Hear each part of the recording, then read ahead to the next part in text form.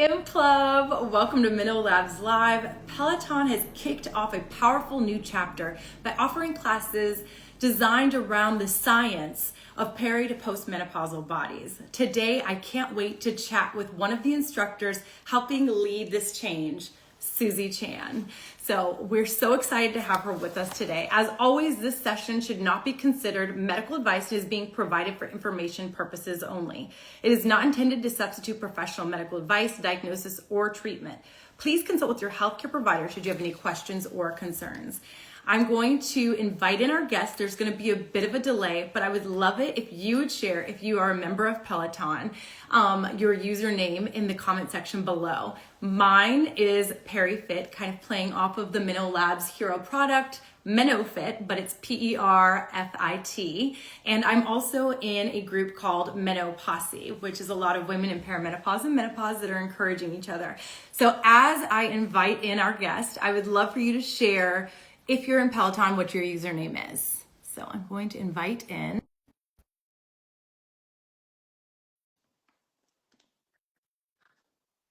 And she should be with us in a second. Hello, welcome. My name is Natasha, and I am the community manager for MenoLabs. And our lovely guest today is Susie Chan, who is the Peloton instructor and author. So welcome. What are you drinking today? I have actually got a lemon and ginger soft Oh, I drink. love that. Yeah. I love ginger drink. Yeah, an hour later, I might have been a glass of wine because it's evening here in London. Well, cheers to that. I'm having water right now. So we'll have wine a little later, I guess, to celebrate after the show is over. Let's get started. Where are you in your menopause journey? It's a very good question because does anybody ever know when they're in the menopause where that's they a good are? point. Because there's no obvious beginning, and I think you sort of don't know where you are until you're out the other side. So I have been in menopause, I think, for around about 3 to 4 years now. And in terms of the sort of how I'm feeling in my body and my symptoms, I'm going to say I'm in the throes. I'm like I am hopefully the peak of it. So yeah, I think I'm kind of think maybe I'm 2/3 towards the end, perhaps. It's We'll really see, hard to right? say. Yeah, It's just all really about hard to those say. 365 days. Until we get to there, we really don't know, unfortunately. Yeah. But like you said, how you didn't really know when you might have started. What do you wish you knew about perimenopause and menopause before? Oh, What do you wish you had learned? I was so unaware, and that's sort of it's retrospectively as I think back to this, I'm a little bit like, why did I not even read about this, know about it, have any mild awareness about it? Yeah. None at all, none, because That's all of us, yeah. I didn't have to think about it. It wasn't something that I realised that was happening. So I really wish that I was perhaps a little bit more clued up as to what it feels like when perhaps it's starting and those first few perimenopause symptoms, because when they happened to me, I didn't know. Yeah. I just thought it was something else. Maybe maybe I'm tired. I've had thyroid cancer in the past, and so there's some that caused quite a few symptoms, which actually there's a mild crossover. So when I started feeling some of these symptoms, I was like, is it the running? Is it my thyroid that's the problem? So it was. I just wish I was more aware, because it would have actually been a thought in my head like, oh, perhaps this is perimenopause. Yeah. Speaking of running, because you said you didn't know if maybe it was the running that was causing maybe being tired. How did you get into running? I love this story. Oh, yes. It's sort of by accident, I'm going to say. It wasn't really, I didn't sort of wake up and think I want to start running and now I'm going to enter some races. Didn't happen to me at all. I mean, I think this is those people that have followed me for a very long time will know, and those people that have heard me say this story have know I was very unfit. I wasn't really into fitness. When I say I wasn't really into fitness, I mean I was really into like being relatively unhealthy. I used to sort of drink and smoke, and it just really wasn't something on my radar. I was quite idle, and I was in a bit of a life rut. There was a sequence of events which led me to be in quite a bad place, and all of the juicy details of this. I was stuck in a very bad marriage. They're all in my book. All of the juicy details are there, and so I was just in like quite a sort of bad place, and I don't know whether my brother could see it. Mm. But anyway, either way, he wanted to run a marathon. He wanted to tick off a marathon, and he picked as part of his training. It was a local half marathon to do as part of his training, and it was actually really close to where I lived. And so he was basically made me sign up for this half marathon with him. And then I thought I'd better start training. I better start Yeah. running. So that was really the catalyst for the first time I went out for my first run, which was awful. And how long ago was I that? It was 2009, something like that, That's 2010. amazing. So it was a while ago, but I was 35, 36 by this point, so I wasn't um, particularly fit. And I started, I'm going to say, yeah, in my mid 30s, I started running for the very first time, and that very first run was awful. I tried to run half a mile. I couldn't do it, but I persevered, and I kept trying, and then I turned up to that half marathon. I didn't really want to go on the day, but I turned up to the half marathon. And anybody that has run a race, Mhm. the feeling you get when you cross that very Yeah, first finish line, it it's is, amazing. you feel like a superhero. And I felt for the first time very I was so pleased with myself, which I hadn't really, Mhm. that was an emotion which wasn't familiar to me. And I don't know, it just really made me feel proud, and I hadn't really encountered that before. And I was like, oh, maybe I'll do a 10K, because that's, I could do that because I've run a half marathon. And it just opened the door. And then very rapidly after that, I fell into the running scene, and the running community is so enabling and Mm. encouraging. And I just found my people. I just found my crowd of people, and just really started to escalate the sort of running that I was doing. It is a beautiful feeling after running a half marathon. I actually wanted to cry. I don't know if I did, I can't remember, but I just know I felt that kind of emotion, like I couldn't believe I finished. Mm. But I love that you've shared how old you were, because it shows that you can do it no matter when Oh you yeah. can start whenever you want. Even now, someone could Yeah. start. Oh Um, yeah.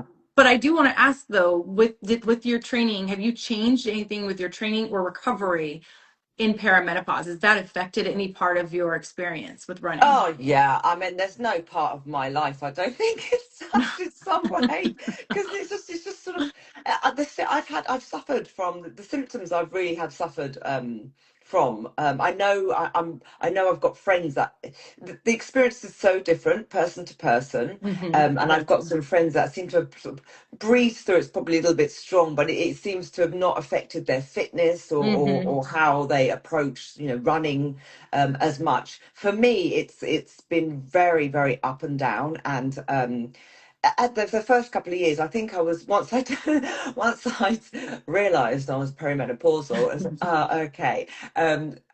I was sort of on a bit of an even keel for a couple more years, but then more recently, maybe the last 12 months or so, it's been really, really difficult again.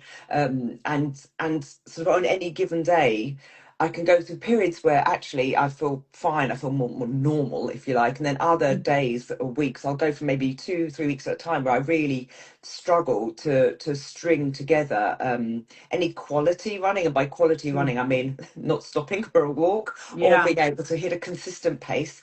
And so I've just had to be adaptable. There's no other way. You can't force yourself to be better at something on the day and in the moment. You can only really build in something like running. And so I've had to just be as flexible as I can be. I've learned to um, just be kind to myself. And Mm. some days when it's really difficult, it's just really difficult today. It's okay. I'm not doing anything wrong. And I've had to really adjust my training, particularly in the last, say, 10 months or so. The cross training is really coming through now. And I clung on to running daily and running maybe 6 to 7 days a week for as long That's as I amazing. possibly Yeah, I mean, that's always something which I've done since I started running, and now I'm just being a little bit. I'm having breaks where I'll just step back off the running for a few weeks at a time. I'm loving the cross training. I'm doing the yoga has in the last 2 to 3 years really picked up. I like to balance out, the miles that I used to do. Definitely fewer miles. I used to always hit a certain mileage. I always run about sort of 50 miles a week. I've had to Gosh. just cut. It's just I just get them, just do it. And now it's like the toll. I can feel it. So I'm just making smarter choices with more of a just trying to future proof myself because I want to stay running for as long as Mhm. possible. And if that means I'm going to have to swap that out, pick up some weights, get on the bike some more, that's what I'm choosing to do because that's how much I love what fitness brings, and I just don't want to be miserable with the running because I love it so much. I don't want to Yeah. be running and thinking this is so hard, or I'm really, really tired. Why is this so tiring? Actually, just maybe just today's the day you do some yoga. So That's amazing. I that's love that you're listening to your body. And speaking of yoga, what are some of your favorite yoga moves now that you're kind of adding that to your routine? Yeah, I love yoga actually. I'm sort of good at 50% of it and dreadful at the other 50% of it. I think this is everybody like that. There's some moves which are just easier to. Yeah. I've actually just my body shape. I've got a very short body and very long arms. So whenever I do any of the twists, I actually look like I'm really good at it, but it's just my body shape. Like I it's love just that. so. But I go through phases where I really focus on a lot of single leg stuff. So balances, single leg Mhm. work, obviously because of the running, anything to do with my legs and sort of the strengthening of the legs, and then of course anything which just helps stretch me out and sort of Mm. counteract running, which is very repetitive. Um, on your sort of your feet and your body, and so just trying to sort of do a bit of ankle flexion, anything which is really lower body, I lean into. I love that. Many women feel lost in midlife and unfulfilled by their job, and maybe some of them don't have menopause support in their workplace. I love that you changed your career path in the 40s, not necessarily because of perimenopause or menopause, but can you share your story with the viewers? Because I think it's really inspirational. Yeah, so I spent 20 years. I did a degree in art history, Mhm. and I've always wanted to work in a museum since I was a small child. So And cool. I was, yeah, really loved history.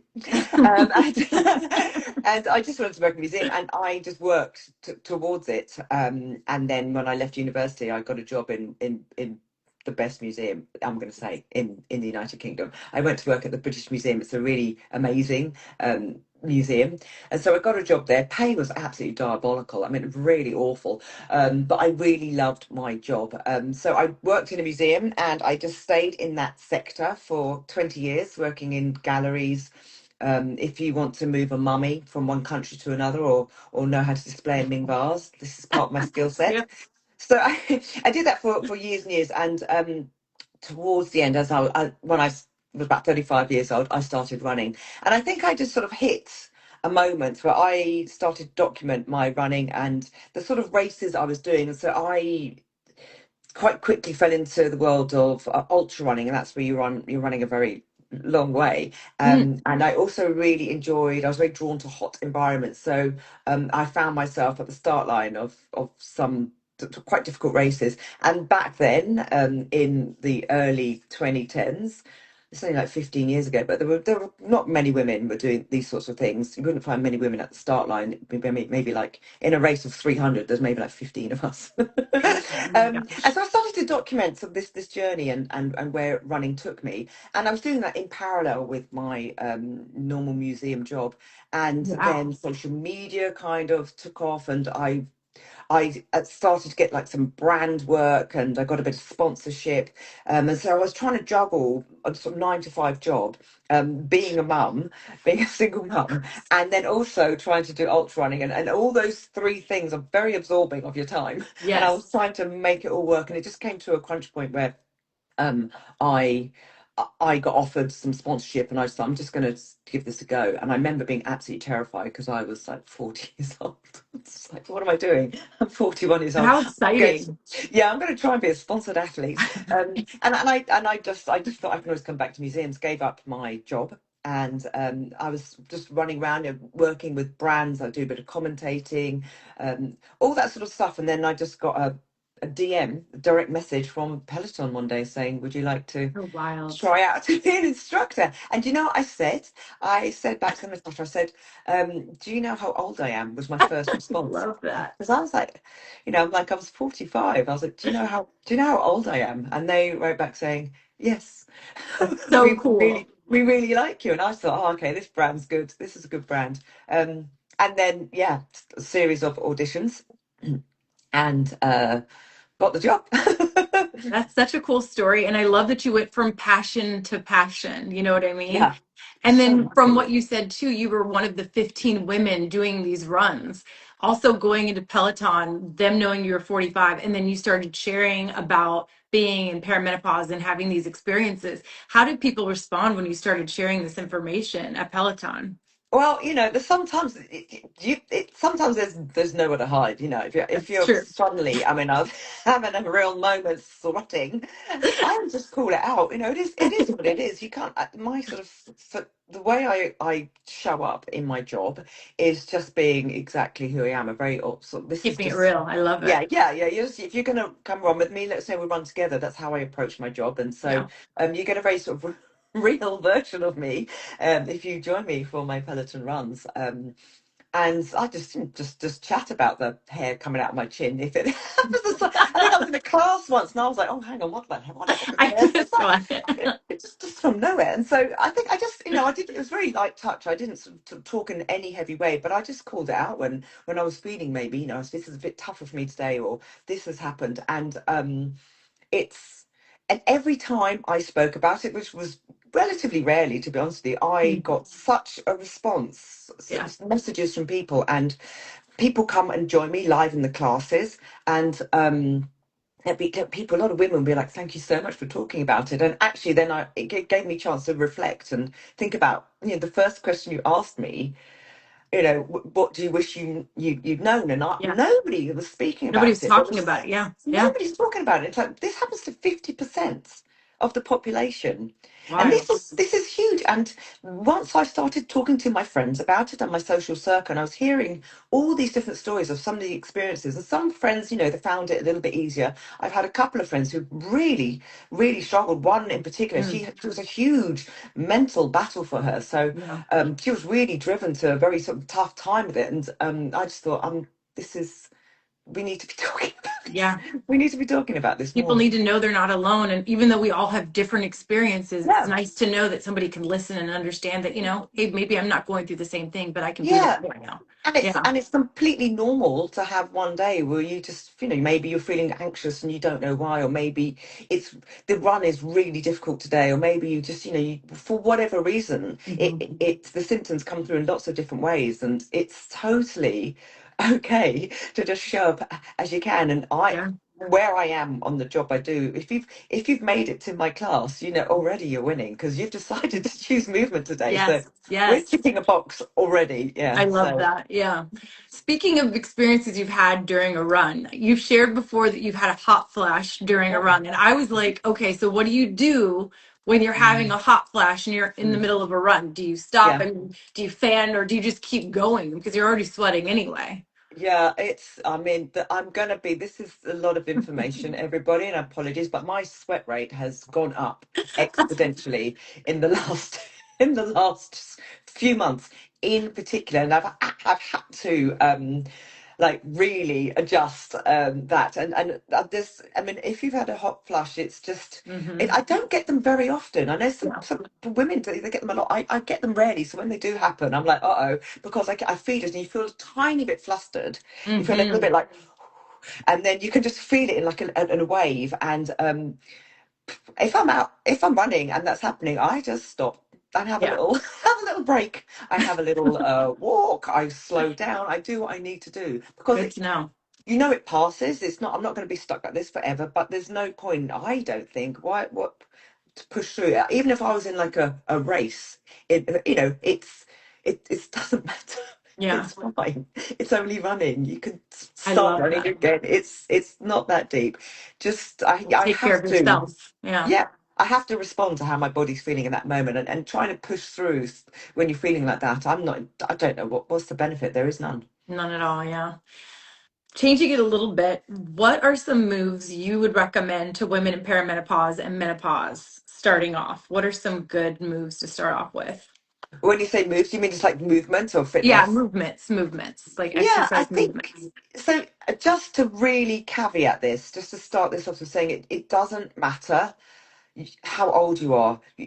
I genuinely, wholeheartedly believe you are never too old and it's never too late. Literally yesterday, I got a message from somebody saying I'm 70 and I've just done my first marathon. That's I said, amazing.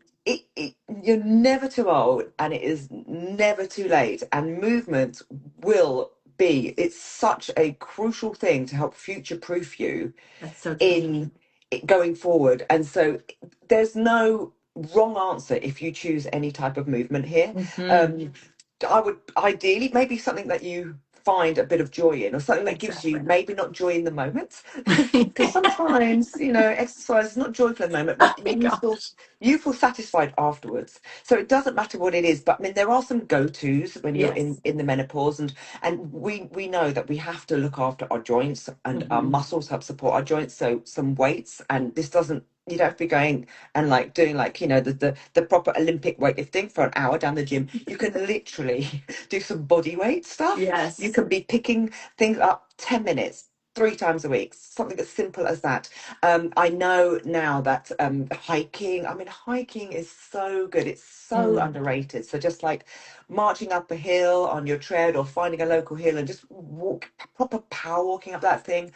Running, of course, and mobility, I think, just, and whether you can take that in, you can take that as yoga like I do, but just some Hmm. mobility. I remember once I was trying to reach something from behind my car seat Oh, and I had yes. frozen shoulder. That's another one of my joyful things I've had in menopause. And I couldn't do it. And that's when I Yes. started the yoga. I was like, oh, I can't, the range of motion in my body was suddenly diminished. And so that's when I started to do yoga, which is my form of mobility. But again, doesn't have to be 10 minutes. Just do 10 minutes in the morning. It's so true. I also, if I move a certain way, I could hurt my neck. And I'm always like, let me think through this. Don't rush it. Take it slow. Because, Honestly, you move a certain way and all of a sudden you can't go to bed at night 'cause you can't sleep. Can't get sometimes down. I have, yeah, sometimes I've done nothing. I've just gone to bed or sat down, and the next time I move, I'm like, why is that hurt?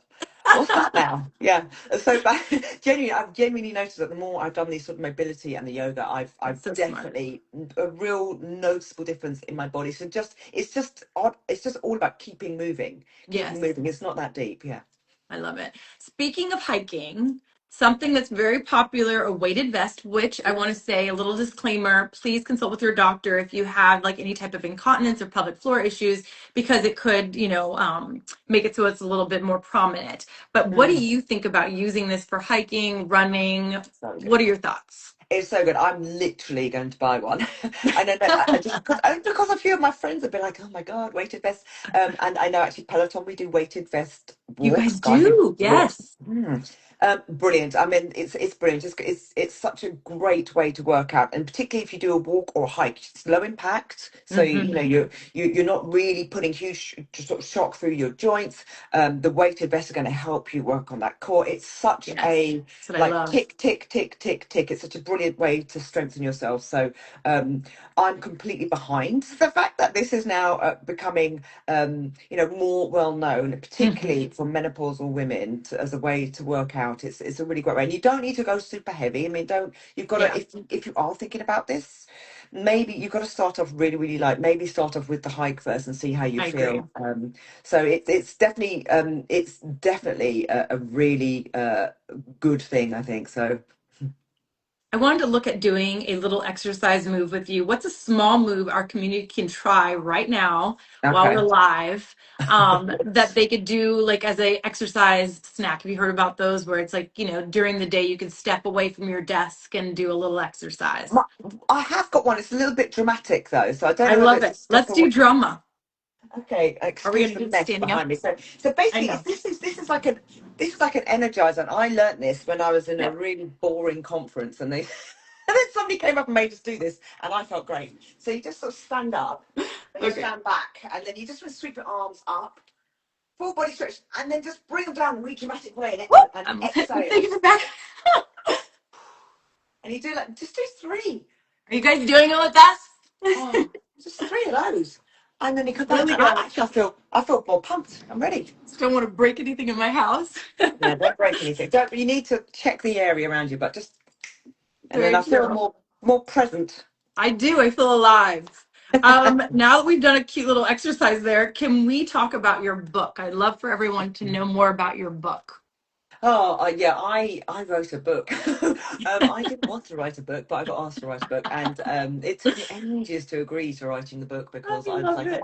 am I interesting? It's here. Look, I've actually that just got copies I lying love it. around. Perfect. It's called Trials and Tribulations: The Running Adventures of Susie Chan, and it's basically just me documenting my journey from being in very miserable marriage, and then it documents some of the things which I've had, which are things which happen to a lot of people. You know, Mhm. I did have I had cancer back in 2018, and it's just really just me talking through how running has just been a bit of a north star for me. Some of the incredible experiences I'm so lucky to have able to have done, and some of the incredible places I've been to. And what I like to think it is, I mean, of course, it really is I am just a very mediocre runner. When I say mediocre, I know I've done some extraordinary races, but I Yeah. am very beatable. There'll be people in this chat that will be faster than me. Like, if Mm. that's how you measure running on speed, I'm average.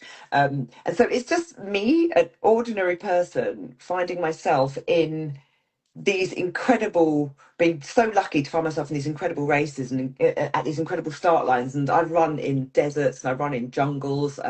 I've taken on some of the toughest races in the world in my own Amazing. little way and try to work my way through them. And it's just me recounting some of those events, and things that I've done, including I broke a world record running on a treadmill for 12 hours.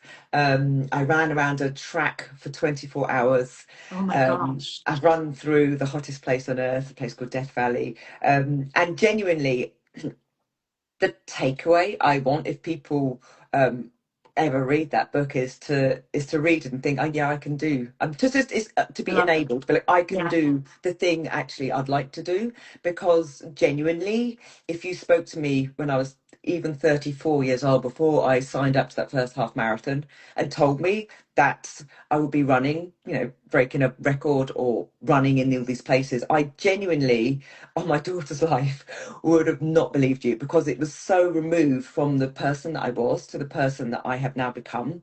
And that has been through running. Running has enabled me, and it's given me so much confidence. And just those stories are in that book, how I went from one person who was too shy to even Mm. speak publicly to talking for hours on Peloton. Well, thank you so much for being so honest and sharing your story, inspiring all of us with your book, and then being here today as well. I wanted to go through, there are a lot of comments. I know we have our rapid fire, but I do want to highlight some of these. Your 6-star journey, now a 7-star finisher. I'm in awe of you, Susie, literally. Oh, there's so much love for you here. Susie, can't believe you ran a 24-hour race. Um, Maybe not had a hot flash. Peloton's weighted vest walks are fire. Um, I love a rock star in a full wheel yoga pose. Yes. Even if you naturally sweat, you still notice the hot flash. It's next level heat Oh coming yeah. off your body. See, good to Yeah. know. I experienced night sweat, so I've never experienced, I don't think, a hot flash. So I just was really amazed when I heard someone share about the hot flash during a workout. Yeah, I once had to go into a fridge in a supermarket. I was like, I'm going in. I'm going in. I need this right now. I Just love that. pretending I wanted to buy some butter or something, and I That's didn't. a I good was just like, hack. Let's see what else somebody shared. Lots of comments. Congrats on finishing your first race. This is to Little Red Fox. I love that, supporting each other there. oh, Perimenopause is scary too. I'm glad I know what to look it's, out for, but also psychologically, it's hard to feel overwhelmed, but by it all, and anxious about what's coming. Hearing what you talk about helps. To be yeah. honest, I'm such a sweater. I wouldn't notice a hot flash while exercising. That's what I was wondering, because I sweat so much when I work out. I love your honesty, Susie. It definitely gave me the confidence to get out there. And I finally completed my first race because of the encouragement you give. Love your classes. Oh, I love that. I I love know. Sweat and that. keep going. We all need a good sweat rag. We do. Yeah. Yeah. And thank you for being open about HRT too. Oh, Um, yeah. Yeah. I'm Definitely. 49 and going through menopause. Susie, your menopause journey speaks to so many of us. Thank you. Oh, that's so Oh, lovely. People are really love all of amazing. these We're comments. just you're just not alone. You're just not alone in this. And Yeah, yeah, it's just chat to your friends, chat about it more. Just it's nothing. There's no there's no taboo. There's nothing there to yeah, be embarrassed about or there ashamed is. about. It is just life. It is. It's our next chapter, Yeah. right? We're going to do a rapid fire, our Perry Toolkit items that you would Okay. have in. Let's start out with workout essentials. What are your workout essentials in Perry? This is always going to come down to food. No, I think one of my That's workout amazing. probably. I mean, it will probably have to be some sort of like I sweat a lot, so I'll always have maybe some electrolytes and some salts, knowing what I'm going Smart. to I have to love do. So that. that is yeah, that is probably something which I have to be much more mindful of it now. And you travel a lot with your runs. What are some travel essentials for you? Oh yes, no, it's definitely noise cancelling headphones because one another, and I don't know, I'm very sensitive to sound, and and if somebody starts chewing or something, like when you're perimenopausal, right? I swear, I honestly, it's unbearable, unbearable. So I have to have the noise cancelling headphones because I do not want to hear somebody eating an apple over there, on a plane. I'm so I've heard people say this, block them and I out. love that you said the noise canceling headphones I help. don't So want to hear. I don't want to hear my husband. Nothing. No. you're like, everybody's off. Nutrition essentials. You said you like the food. Nutrition essentials for perimenopause, for your peri toolkit. Anything you want to eat, go there. I mean, no, there's no essentials for me. I don't have essentials, but I always, always, always, always have food in my bag because you Yes. never know. And the Yes. sort of snacks I love crisps. Any sort of carbohydrate based thing, potatoes, anything. Yeah, I'm the wrong person to ask about nutrition.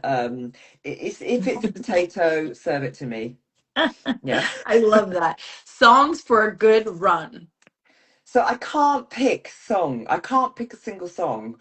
We get asked this a lot, and it depends on your mood, doesn't it? It Yeah, really it does really depend does. on how you're feeling and what sort of vibe you're in. But I do tend to go for rock music or dance music, and you know, I think we all get a little bit nostalgic for a certain age in our life. So I'm quite big on the 90s, Yes, 90s right sort of there. rave, Yes, yes. 90s club music, and then 90s indie rock is where I go. Yeah. And I'm happy to share we have a playlist for Susie on our Spotify. And I shared it in a newsletter, but I'm also going to share it in our Facebook group, which is Meno Connect, if you want to find us there and find community, as she was saying, so you could share with other women that you're in perimenopause and menopause. And the last one, purse essentials. Oh yeah, it's just food again. This is just food again. But my essentials: noise cancelling headphones and snacks. Um, I, d- I can't go anywhere without those two things, basically. Those I are will the turn essentials. around and come home if I haven't got one of those two things on me to out people and to always not be hungry. I love that. Well, thank you so much. I know that I got so much great information from you. We saw a lot of comments, no questions, but if you have questions that weren't answered today, please reach out to our customer care team at customercare@menolabs.com. Once again, thank you to Susie. Thank you for our audience for being here. And as always, this session should not be considered medical advice and is being provided for information purposes only. It is not intended to substitute professional medical advice, diagnosis, or treatment. Please consult with your healthcare provider should you have any questions or concerns. Once again, thank you and have a great day. I really appreciate you being here with us. We really love this. Thank you. Thank you so much. Thank you. Take Bye, care. everyone. Bye. Oops.